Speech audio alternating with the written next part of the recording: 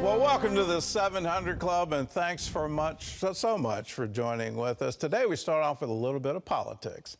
And the quote is, too little, too late. Republicans are criticizing President Biden's executive order putting restrictions on illegal immigrants at our southern border. Well, even lawmakers from the president's own party are criticizing the move, predicting that it will backfire. Dale Hurd has the details. After 3 years of border chaos, President Joe Biden announced an executive order Tuesday to place restrictions on the record number of illegal immigrants seeking asylum in the U.S., effective immediately. The order gives Biden the same powers former President Trump used to secure the border, powers which Biden canceled when he took office and which he claimed he didn't have the authority to use. But with polls showing the southern border as a top election issue, the White House is trying to neutralize a major political liability. And if the United States doesn't secure our border, there's no limit to the number of people who may try to come here. Republicans in the Senate, where the border issue has become a political football, weren't buying it. Mr. President, Joe Biden, this is too little, this is too late. This stunt is not going to save your political life. When Joe Biden came into office, he inherited the lowest rate of illegal immigration in 45 years. All he had to do was nothing. But instead, he deliberately broke the system. Customs and Border Protection says there have been 10 million enforcement actions since Biden took office. Under Biden's new border policy, the border will shut down when migrant apprehensions average 2,500 a day over the course of a week. And people who enter the U.S. illegally will no longer be allowed to stay while their asylum claims are being processed. Progressives warn the move will backfire. They think it's going to bring Republicans over or some independents. I don't think it does, and I think in the end we end up hurting the very people that we're fighting for. The ACLU has already said it will challenge the law in court. Those trying to help illegal immigrants worry the order will only worsen the situation at the southern border. What we are expecting now is that the Biden administration will weaponize what's left of our asylum system to criminalize migrants. Biden's move is supposed to mean faster deportations and fewer illegal entries at the border.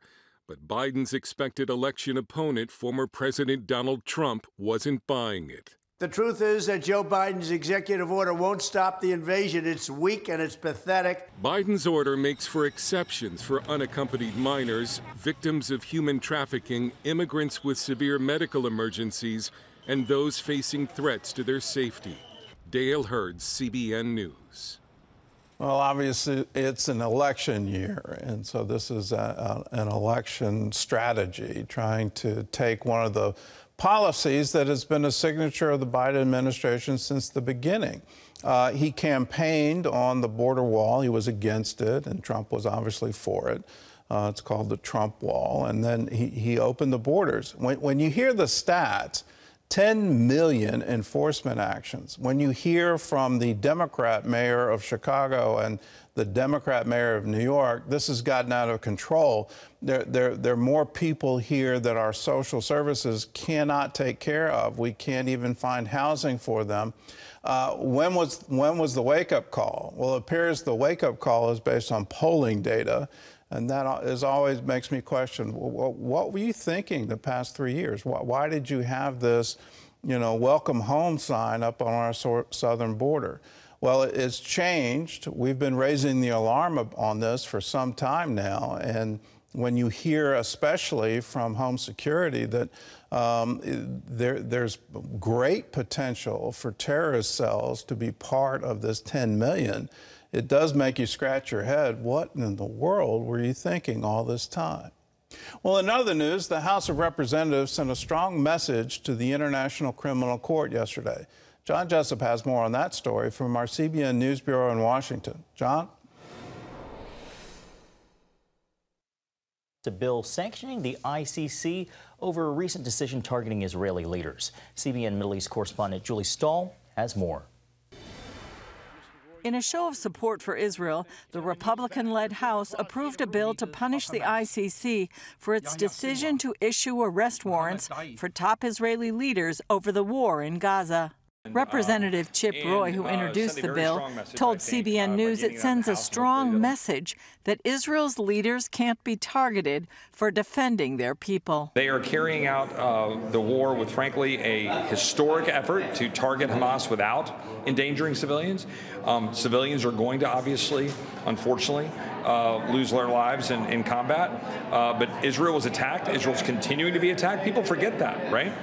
They're getting missiles lobbed into them by the thousands. Few Democrats voted for the bill, saying it could stop the ICC from addressing violations in other parts of the world. All House Republicans backed the bill. House Speaker Mike Johnson called it a matter of conscience to support Israel in its fight against Hamas. The idea that they would issue an arrest warrant for the Prime Minister of Israel, the Defense Minister of Israel, at the time where they're fighting for their nation's very existence against the evil of Hamas as a proxy of Iran, is unconscionable to us. President Biden appeared to give credence to a serious charge against Benjamin Netanyahu in an interview with Time magazine. When asked if Israel's prime minister is dragging out the war in Gaza to stay in power, Biden responded, "There is every reason for people to draw that conclusion." The president had a different answer when reporters publicly pressed him on it on Tuesday. Is Prime Minister Netanyahu playing politics with the war? I don't think so. He's trying to work out a serious problem he has. As the U.S. awaits a response from Hamas on its ceasefire proposal, there's growing concern of how many hostages may be left alive. Israel's N12 News released chilling audio of a mother and her twin daughters calling for help on October 7th as terrorists invaded their home in Kibbutz Nir Oz. One of the little girls cries out in Hebrew, "Mommy, don't die." Meanwhile, in northern Israel, Hezbollah continues to launch rockets into Israel, starting forest fires that have claimed twice as many trees as fires during the 2006 Second Lebanon War. In a visit to the area, Netanyahu told residents that Israel is preparing a strong response. In Lebanon, a gunman attacked the U.S. embassy and was wounded after a half-hour firefight. No embassy personnel were injured. Julie Stahl, CBN News, Jerusalem. Thank you, Julie. Back here in the U.S. in those anti-Israel protests that rocked college campuses this spring, New York officials say the unrest at Columbia and other universities were assisted by outside groups. Now attorneys from the United States and Israel are suing two organizations, accusing them of collaborating with Hamas. CBN's Chris Mitchell reports from Jerusalem. Pro-Palestinian demonstrations began at Columbia University and quickly spread to college campuses coast to coast. Authorities dealing with the unrest found a number of outside groups supported the protests and even encouraged violence. The lawsuit filed in Virginia accuses the American Muslims for Palestine and National Students for Justice in Palestine of collaborating with Hamas to serve as their propaganda division in the U.S. These groups are the primary drivers of what we're seeing today happening across campuses in the United States, which have effectively become a second front for Hamas since October 7. Arsen Ostrovsky, CEO of the International Legal Forum, working with the U.S. legal team of Greenberg Traurig and the National Jewish Advocacy Center, describes what these groups are doing. They are acting and serving in collaboration and coordination with Hamas, essentially as propagandists and collaborators on campus to try and promote the Hamas extremist ideology. Ostrovsky tells CBN News these groups began mobilizing the day after October 7th. The lawsuit documents how these groups became the foot soldiers of Hamas on U.S. college campuses. Hamas issued a call to action, and the very next day, SJP and their affiliates throughout the United States, they answered that call. They answered that directive. They created a toolkit, a manifesto for their chapters across the United States, echoing the language, the terminology, the instructions by the Hamas terror group, and propagated that across campuses. The lawsuit also seeks compensation for damages. There are 9 plaintiffs, including Americans and Israelis as well, and these plaintiffs include victims of survivors of the Nova massacre. They include those that have been displaced, and they also include family members of those that have been massacred by Hamas. Ostrovsky hopes they can shut these groups down by proving they've violated the U.S. Anti-Terrorism Act by aiding and abetting a terror group. They're the ones fomenting the hatred, the anti-Semitism, the harassment of Jewish students. We need to shut them down, and we can do that legally by branding them as a terrorist organization, as a collaborator of the Hamas terror group, and making sure once and for all they cannot be active on campus. Ostrovsky says in addition to the military battlefield, Israel must fight in the international legal arena. Today, what we're seeing is that the state of Israel is being demonized and vilified and delegitimized and painted as a pariah, where we're seeing the international law not only being misused, but being turned into an act of lawfare against us for the simple act of defending our citizens, trying to bring back our captives. We need to change this paradigm, and we need to hold not only the perpetrators, the Hamas, accountable, but all those that enable, support, aid, abet, and fund them. And that is how we're using the law to go after all those who are supporting Hamas. And we will hold them accountable, and we will do that through the courts. Chris Mitchell, CBN News, Jerusalem. All right, thank you, Chris. Gordon, back over to you. Well, it's really wonderful to see this and to see someone taking positive action against these groups. Just a casual observation of the protests, you know, who printed all the posters, who created all the flags, who had identical tents. You know, sort of the common joke is, well, you know, Dick's Sporting Goods must have had a special sale that day, and all the college students took advantage of it. No, it was quite clearly organized and clearly funded from outside sources. Now the issue is, were they acting under the instructions of Hamas? There seems to be clear evidence that they were.